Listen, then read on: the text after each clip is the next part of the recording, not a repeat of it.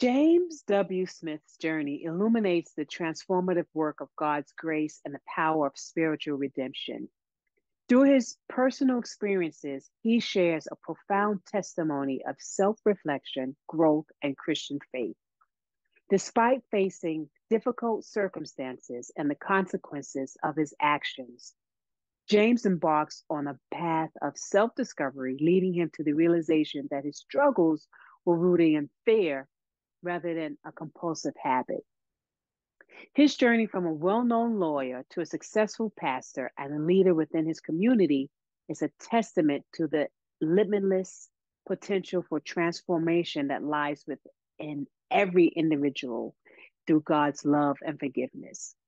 In James's story, we witness the extraordinary ability of God to use even the darkest moments to ignite a spiritual awakening and guide individuals toward their true purpose. Through humility and introspection, he not only rebuilt his own life, but he also became a source of inspiration and guidance for others. James's spiritual journey reminds us that no matter how far we may have strayed or how challenging our circumstances may be or seem, when we surrender our lives to God, he can shape our stories into testimonies of hope, resilience, and restoration. When I started going down, losing money, borrowing money, and what have you, I Mm-hmm. just I come to the conclusion that that's what was wrong with me. I didn't want to. I was up on the top, and I just couldn't see myself failing. And Really? yeah, and that's when I made this awful choice that was just crazy, silly, dumb, stupid, Mm-hmm. But I've concluded that's really what it was. I was But not that compulsive gambler as such. This is Sheila's Take, a podcast where you can hear my take on everything: love, hate, relationships, family, and today's issues with a godly perspective. I'm your host, Sheila Dunbar. Thank you for joining me. welcome back to Sheila's Take. And I want you to please help me welcome James T. Smith, a former country lawyer with a remarkable story of redemption and personal growth. After serving a 15-year sentence, of which he spent 5 years in a federal correction institution, James confronted the perception of being a compulsive gambler in his first book, Deal by Me, A Golden Opportunity Blown. However, through self reflection and a deeper understanding of his own fears, he discovered that his struggles stemmed from a fear of failure rather than an addiction to gambling. Today, James is a successful pastor, the moderator of moderators for the General Baptist State Convention of North Carolina, Incorporated, and a North Carolina State Bar sponsor of continuing legal education. Welcome, James, to Sheila's Take. How are you? I'm doing well, and I hope you're doing well. I am blessed. Thank you so much. And I Hmm. appreciate your time. So I'm just going to jump right in and I'm going to ask you, can you tell us more about your journey from being a successful lawyer to serving time in a federal correction institution? How did you transition from that difficult period to where you are now? Well, it's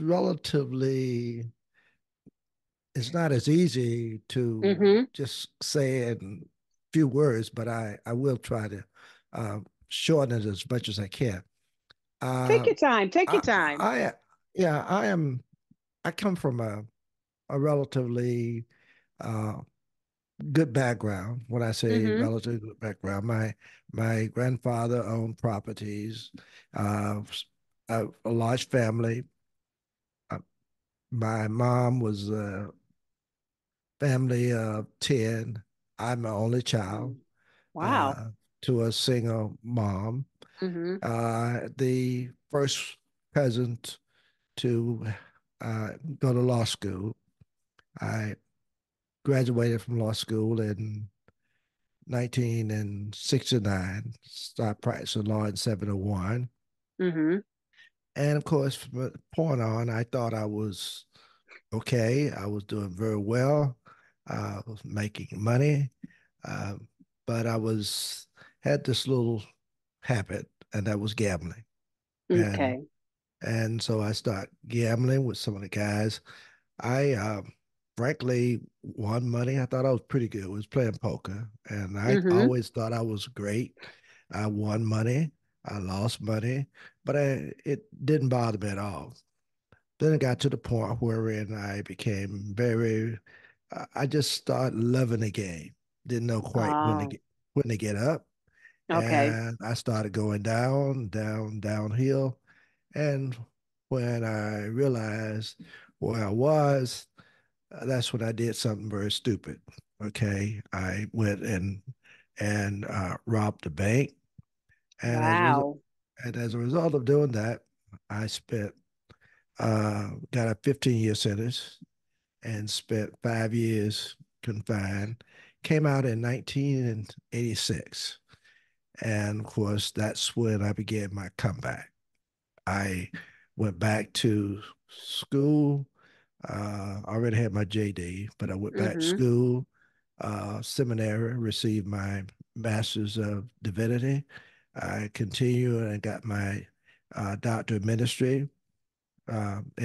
And between all of this, I became a pastor of a church that I just retired from last year, December of last year, Okay. out, Okay. out after 32 years at the same church. Wow.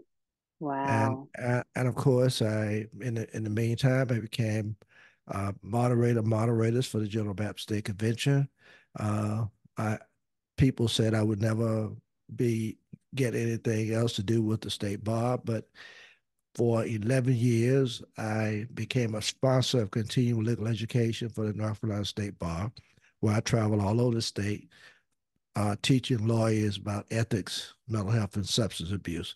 I was one of two disbarred lawyers in the whole state of North Carolina. Now, I'm not, Mm. now everything I'm telling you now, I'm not doing it because I'm not doing it now. I'm retired. Okay. I Okay. reserved, I, I, I did, I did work with the North Carolina State Bar for Mm-hmm. 11 years. And I stopped doing that when COVID came in because I'd been traveling across the state and I just didn't want to Yeah. continue to do that. Mm-hmm. And of course, I retired from my church of 32 years back in December of last year, uh, which is now well, I shouldn't say December last year. It's actually been more than a year now. It's 2 years ago. I 20 retired. Yeah, December of 2022. right. December Okay. 2022, I Mm-hmm. retired from the church. But my home church lost her pastor about 5 months ago. And Mm-hmm. of course, they called me in to serve as an interim. So I'm back working at this point Okay. as a Oh, okay. as an interim pastor at my home church. So, but that's kind of where I am, and in between all of that, back in school and out and whatever, I start Mm-hmm. writing. I wrote my first book, Deal by Me, A Golden Opportunity to Blow. And while COVID was in, I wrote my second book, A Deal Mm-hmm. by Me, Self Evaluation. And that's when I kind of came to the conclusion that I was not a compulsive gambler. And I think you stated that, but rather I was afraid to fail. And I talked about, why I came, Wow. how I came to that conclusion. So that's basically in a nutshell, uh, a little bit about me, and I'm my life is open. I'm an open book, so I don't Mm-hmm. have any problems with you asking me any questions. So if there's anything else that you wanted to know Of course. Oh, about of this, course. just feel free, Yes. just feel free to ask. Because we're gonna jump in. I'm gonna jump in and talk about your books. Okay. Now you mentioned that you perceived yourself as a compulsive gambler, hmm but you realized that you were actually afraid of failure. hmm What led you to this understanding? Okay. Well, when I was at some point during my journey, after I wrote my first book, Mm-hmm. when I thought it was like compulsive gambling. Uh, I tried to contact Gambling Anonymous, Mm-hmm. which is a group here in Chapel Hill.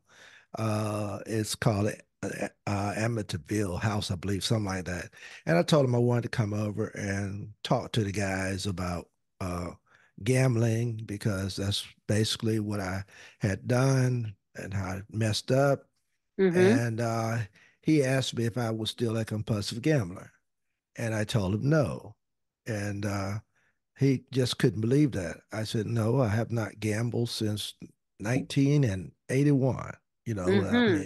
I mean, I said I was finished with. You know, I was a poker player, and so he said to me, he said, "Well, I don't know if the guys will be interested in hearing from you because we believe that once a compulsive gambler, always a compulsive gambler. Somewhat like alcoholism. You know, Right, right. once you alcoholic, you are always an alcoholic. You know, that was Mm-hmm. the Right. same concept. Mm-hmm. But I knew within myself that no, I no longer desire to gamble. You know, Right, right, right, right. I'm finished with that. And so I had to kind of struggle with that. And then as I started writing my second book, I started thinking about, you know, who I was and what I was doing Mm-hmm. and how my law practice was going, how people were looking up to me and all of this. And I had it going on. You know, I had run for district court judge.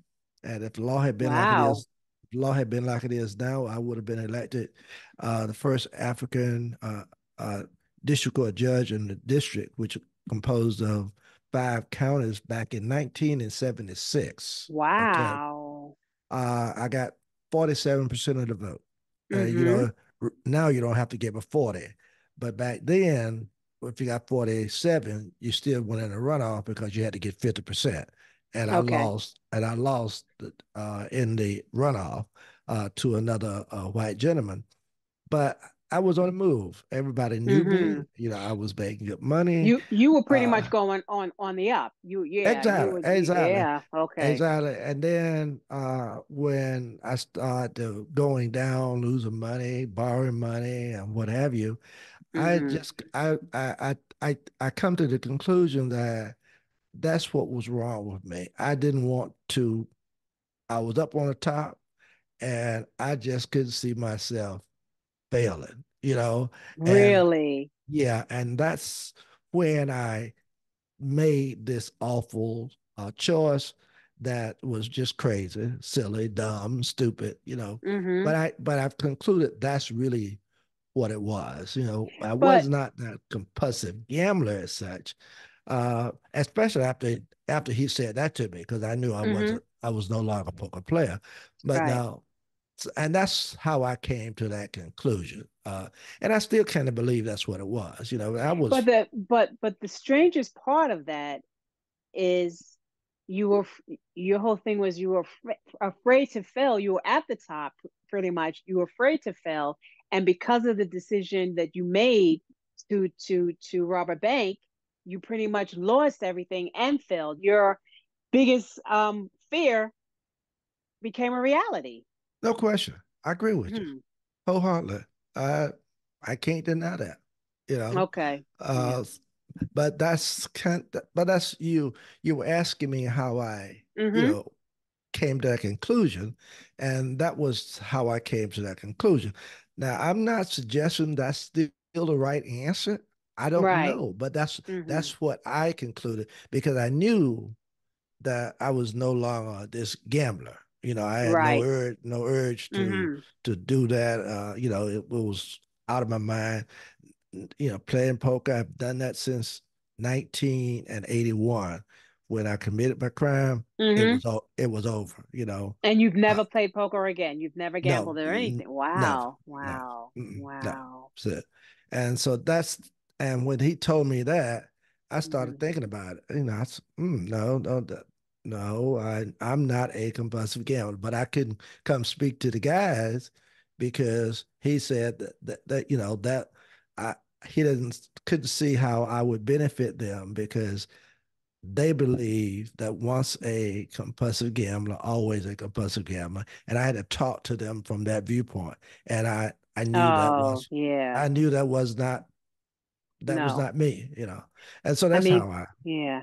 Yeah. I mean, your journey is something that you would have thought they would have been like, oh, definitely come because look, you defeated this. You've overcome this. It mhm. it can be done, you know. Yeah, you know, I think what happens, some people sometimes get the wrong, I guess, impression. I think you could have this. Uh, I let my faith kick in. You know, Mm-hmm. Yeah. my mom was a very committed to her faith. I was always in church. I kind of lost it along the way when I thought I was this and that, you know. Mm-hmm. Mm-hmm. But but then when all of this happened to me and I was sent to Dorothea Dix Mental Hospital for observation, which I know you can understand why, because I'm this prominent attorney, you know, and Mm-hmm. all of a sudden I've done something so crazy Right. and stupid. So something had to be wrong with me. So I Mm-hmm. was sent to the mental hospital and it was there at the mental hospital when I really started reflecting on a whole lot of stuff. You know, how do you get yourself in this kind of Mm-hmm. position? How is it that all of this can happen to you? You know, you were on top of the mountain, you this and that, and now look what has happened. And my faith kind of just kicked in, and I say it's over. All this other stuff I was doing, Mm-hmm. hanging out, drinking with the guys, playing poker and all that stuff. It's finished. And and I knew that I was gonna get some time for what I did. Mm-hmm. That did not bother me. I had come to the conclusion that I'm gonna Right. do the time, get it over with, and get my life back together. Mm-hmm. And that's what I did. Do you think that this was just of course it was eye-opening and very humbling for you, Mhm. correct? Oh, sure, Yeah, of course. definitely. Yeah. Um, that you now you have two books, Deal by Me, A Golden Opportunity Blown, Hmm. and Deal by Me, A Self-Evaluation, right? Right, right. What do you hope readers will take away from both of them? Well, the first one, I think they can just see a a story of a very prominent, on the move lawyer Mm-hmm. who just kind of lost it, but then in the end pull himself together, uh, and back to school, Mm-hmm. start pastoring, uh, from that standpoint. So it's more like an autobiography. Okay. Okay. Mm-hmm. Uh, in the second book, I it's more about what I learned from my experience. Mm, It's okay. my it's kind of like taking this self-evaluation. What did I went through all of this? Now what did I Mm-hmm. get? What did I get from it? And that's what I kind of talk about. That's what I kind of deal with in the second one. Okay. Okay. Let's switch gears a little bit. Okay. Coming back from such a challenging and life-altering experience must have Mhm. required a lot of immense strength and resilience. Can you share some practical strategies or steps you took to rebuild your life and reach the level of success you have achieved today? Yeah. Uh, there are some things that I really, really just kind of think through, and I kind of shared this um, in the second book. Okay. Mm-hmm. And, you know, I talked about, you know, how I had to confront the source. You know, I had to really deal with myself. How did you get here? You know, Yeah. and then Mm-hmm. you know, I had to kind of accept responsibility. Nobody made me do this. It was me, you know. Mm-hmm. Yeah. Right. And you know, and then, you know, and then as a result of all of that, when I told you I came to the conclusion that it was about my failure, so I talked about don't be afraid of failure. So Mm-hmm. I wanted people to know that as I talk about it in the book. And I let folks know that, if you play with fire, you know, and you You're keep gonna get doing it, burnt. that's exactly right. And Yeah. I talk about that fire being my gambling and what have you. And so, how I went through a period of, not just an idle mind. And I talk about how the idle mind is a devil's workshop. Mm-hmm. So I deal with these kind of things in the second book. And that's what I even talk when I do inspirational speaking before Mm-hmm. people. And I even talk about it sometimes in my messages with my church family. So it's these are some of the things that I just have to I lift up and try to, and so I got to where I am. I never forget. My mom told me when I first got out, she said to me, she said, "Now, son, you can go and lie down in a ditch if you want to, uh, or you can put your head in the sand if you want to. Mm-hmm. And Mm-hmm. all folk gonna do is come by and kick more dirt on you, or they're gonna rub your head further in the sand. But Mm-hmm. if That's right. you would just get out of the ditch and take your head out of the sand, so some of these same folk will give you a helping hand." And Mm-hmm. I just got determined that I was not going to stay in a ditch. I was not going to keep my head in the sand. I was going to move forward. And I had so many people who were willing to just kind of step in and help me. I had ministers who became friends of mine, and my church that I was at for 32 years. Mm-hmm. I credit one of my mentors who was a minister for actually uh, giving me some good recommendations. And because after going through what I went through in the Missionary Baptist Church, Mm. you know Yeah. they won't you understand what I'm saying. That was so Yes. that was not supposed to happen, but Right. it Yeah, it did. definitely. It did, and I stayed there. And this was church of we had about 150 to 200 members on the road on Wow. a Wow. on a Sunday, about average about 100. But that wasn't supposed to happen. I was not supposed to uh, be ever working with anything with the state bar again. Mm-hmm. Uh, that I was told, that would never happen again. But gee, I had lawyers who encouraged me to. They said, "Look, your story is one we need to hear." Yeah. We Yeah. went there, and so I applied the state bar to be a sponsor.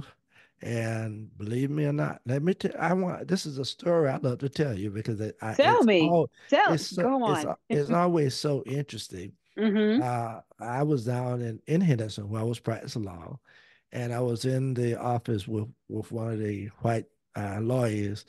Uh, and went by to just see him because I practiced law at Henderson. And so he was talking to me. He said, "Smitty," he said, "Look, man, with your story, it is just so interesting. Why don't you apply to become a sponsor of CLE for the North Carolina State Bar?"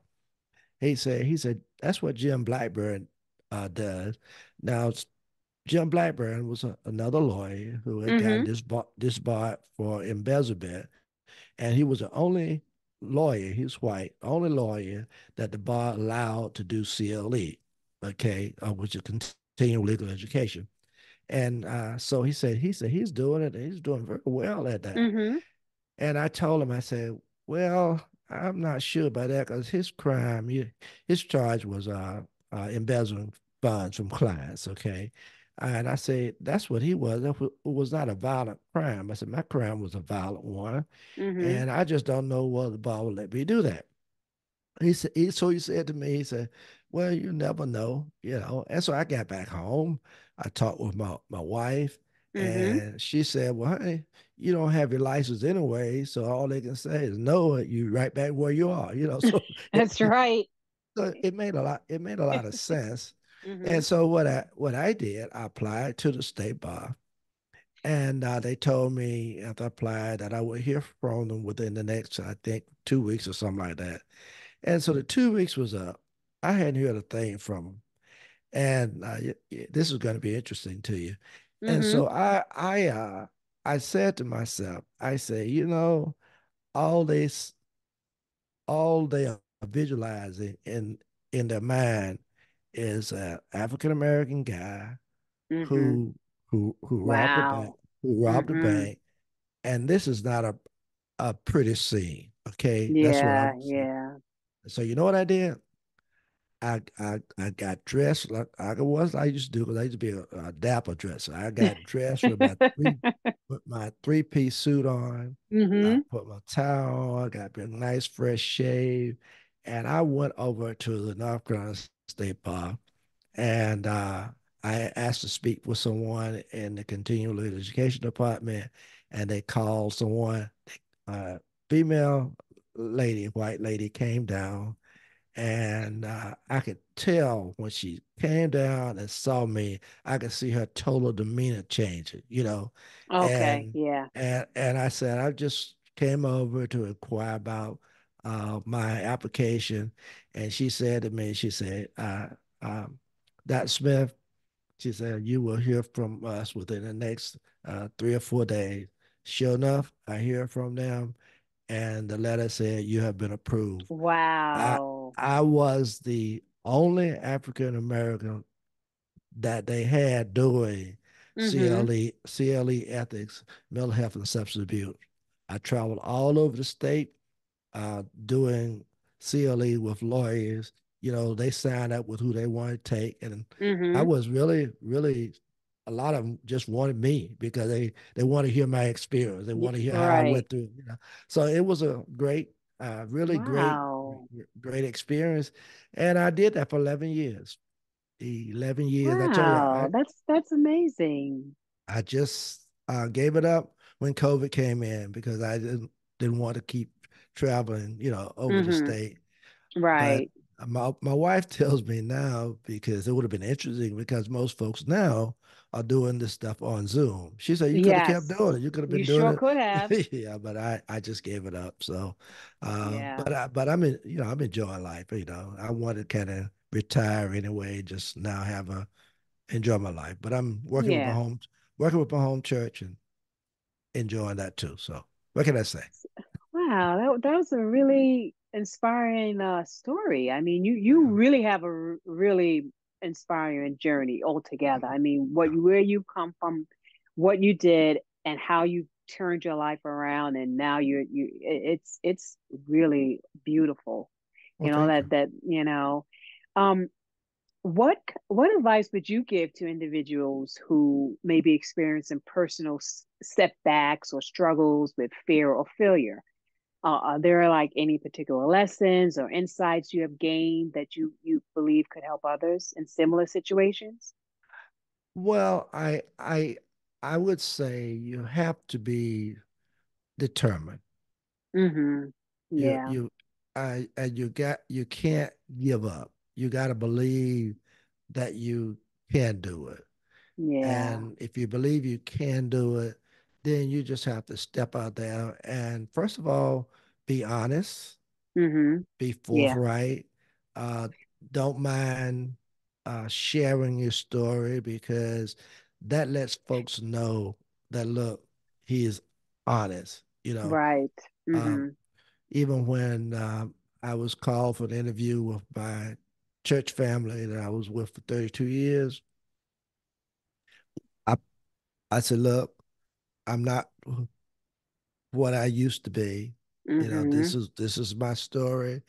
And I want you to know that if you call me to serve as your pastor, that those things I used to do, that it's not me anymore. It's And yeah. and and so you gotta just let folks convince people that you are serious about what you want to do. What you want to And do. yeah, Mm-hmm. yeah. And move forward and do it and let them see you. You Mm-hmm. you have to be the example. You just can't talk it. You have to be the example, and the Yeah. example that I have led, have caused me to just I served as moderators for the General Baptist State Convention of North Mm-hmm. Carolina. I was over all of the moderators in the state. Okay. Mm-hmm.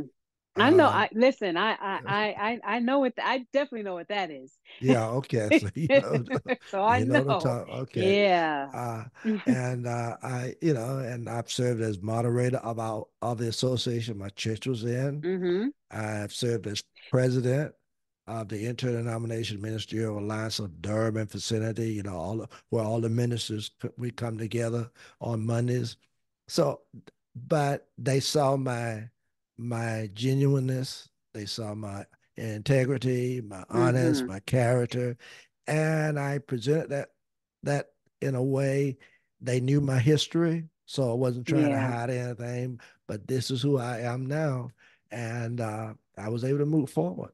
And I've just been, I don't know anything else I can say except, but I've been tremendously blessed and I've truly enjoyed my life.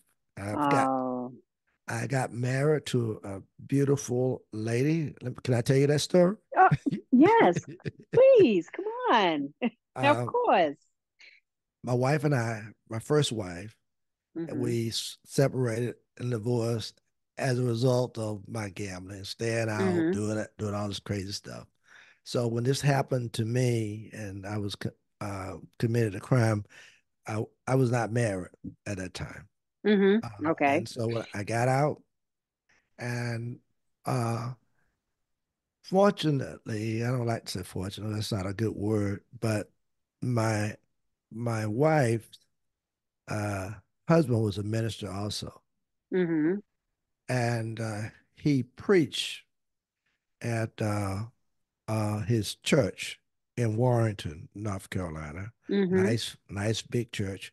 Came home and he had a heart attack. Rushed him, Oh. rushed him to the hospital, and he didn't make it. Mm. Left two beautiful kids. Oh. One was 10, Mm-hmm. and the other one was 5. A boy 5 and a girl Wow. 10 years old. And I had been called to the ministry, but Mm-hmm. I was not pastoring at the time.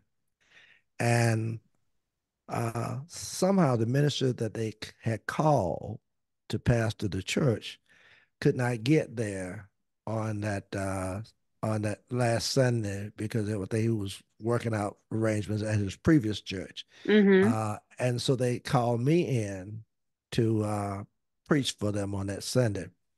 I went over to preach, and my wife, now, she was sitting out in the congregation, and uh, I saw her, and I said to myself, "That's my wife," just like that. So, Oh, and wow. that was about 2 years, about a year and a half afterwards.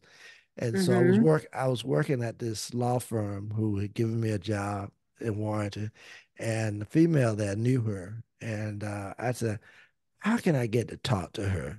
You know, and they knew how I was previous to Mm-hmm. Mm-hmm. Mm-hmm.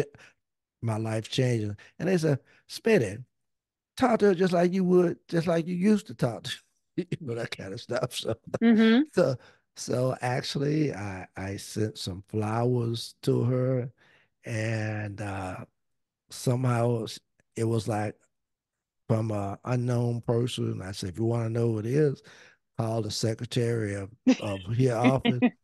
She called the Mm-hmm. secretary, and the secretary told her who it was.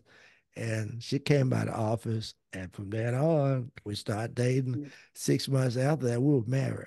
Wow. But listen, you waited Uh, 2 years after you saw her at church? yeah, You because would think, I hadn't seen her. oh, No, wow. Okay. I had not seen her. Mm-hmm. When she passed, I had not gone to church, and I didn't know. Mm-hmm. As a matter of fact, what was going on with her. But I just Okay. happened to been called to the church, and that's when I Mm-hmm. actually spotted her and saw her. Okay. And then we started talking, and then we got married about about 6 months afterwards, we were married. And we've been married now for we got married in 90, and what's this? 3 July this month will be 34 years. Wow. July of this Oh, year, wow. 34 July years. what? July what? July, what's the date? July 21st. Oh, because I got married July 1st and Yeah, I'll be 24. But yeah, oh, wow. yeah, Congratulations. That's yeah, a yeah. beautiful story. That's a Mhm. beautiful story. Oh yeah, So yeah. God really blessed you. He Oh yeah. really did. Hmm. Yeah. Yeah. Oh. Yeah, she had been the husband, Mm-hmm. this wife of a minister, and Mm-hmm. it just felt right in place. Yeah. So, Yeah. it was Yeah. awesome. I have Yeah. I have two more, just two more. Oh, go Do you ahead. do you believe everyone has the potential for transformation regardless of their past failures? I think I know the answer, but I want you to answer it. Yeah, I do. Mm-hmm. I You think so. do. Hmm. Mm-hmm. I think so. But I think what happens with so many people is that they doubt themselves. Yeah. Uh, and it has nothing to do with with being there. It's just Mm-hmm. believing that I can't do it. Yeah. I messed up, and I just gotta accept my failure. Yeah. And you know, nobody's gonna give me a chance. But you cannot give up. When I first applied to seminary, I went to applied at Southeastern Theological Seminary. And when I first applied, they did not accept me. And in my mind, I'm saying, gee, of all the people that I thought would accept me would be seminary. You Yeah. follow me? Yeah. I done gone through this. Okay. Mm-hmm. Now I could have let that really get me. But you know what I did? I applied the next semester. And Okay. Well, guess what? did they They accept accept. you? Yes. Oh, You yeah. understand? Yeah. So the point Yeah. the point was Don't give up. they don't give up, and they probably knew that, well, they're not they probably they knew of my background, Mm-hmm. but there was also a method with them. I probably wanted to see, is he really serious about this? Right. You Right. follow me? Right. And so Exactly. you gotta Exactly. you gotta somewhat follow up and move Mm-hmm. on Stay and the don't course. stay the course. Good Mm-hmm. way to say. I tell people stay focused. Yeah. Yeah. Definitely, because yeah, sometimes Mhm. you get caught up in your own head. Yeah. It's a lot of times it's your mindset. It's what you think, and probably not even, again, like you said, it could have been. Mhm. If he applies again, we won't accept him this time. But if he applies again, then we know he's serious about it. Yeah. Yeah. So Hmm. and that was great. Yeah. What are you grateful for? Woo. Boy, that's a good question. I'm just grateful for I didn't have to be here. Mm-hmm. And I'm grateful that the Lord has blessed me to get where I am. I could have, I tell my wife all the time, I Mm-hmm. tell her that being confined for those 5 years Yeah. added 5 years to my life. Wow. Wow. All I did was exercise. I ate good. I slept well. I mean, Hmm. I know I have a laugh when people laugh with me, but Wow. that's what happened. I ate good. I exercised every Hmm. day. I was on the tennis court. Hmm. Uh, and I knew, Hmm. I knew what I had to do, so Hmm. I didn't get in any trouble. I'm gonna tell you something. Hmm. When I was in Ashland, Kentucky, and I was and you were able to get the records, they will tell you now. I was the only inmate there that they allowed to go to a seminar. I went to two. I left Hmm. the prison by myself and went to a seminar. Really? One of them By I flew yourself? one of them I flew out to DC by Wow. myself, and they allowed me to go and come. And they had to just tell other inmates that I had to go back to court or something, so that inmates wouldn't assume I was getting Wow. some special privileges. And yeah, if you could could correspond with my chaplain now, tell you the same thing. I have, as a matter of fact, one of the Wow. ministers who was head of prison fellowship Mm-hmm. moved from Kentucky here to North Carolina, and he came to do me in Kentucky. I'm talking about since in the 80s now. Mm-hmm. Mm-hmm. He was here in North Carolina heading up prison fellowship and came to my installation service when I was installed as a pastor of my church and came back to my retirement ban- Wow. banquet. Oh, white gentleman Wow. named David Helen. He'll tell you the same thing. Yeah. So I can't, I've just tried to do what was right. Mm-hmm. I knew that I had messed up, but I tell people all the time, confront the source and just accept the responsibility Yeah. and move on. Don't let it hold you down. You know, accept it and say, look, I admit it. I apologize for it. Mm-hmm. I regret everything I did. Yeah. But Yeah. I know that I've been forgiven. My faith tells Definitely. yeah, Mm-hmm. my faith tells me that, and I have to just move on. And that's what I've done. Oh, well, James, I thank you so much for sharing your story.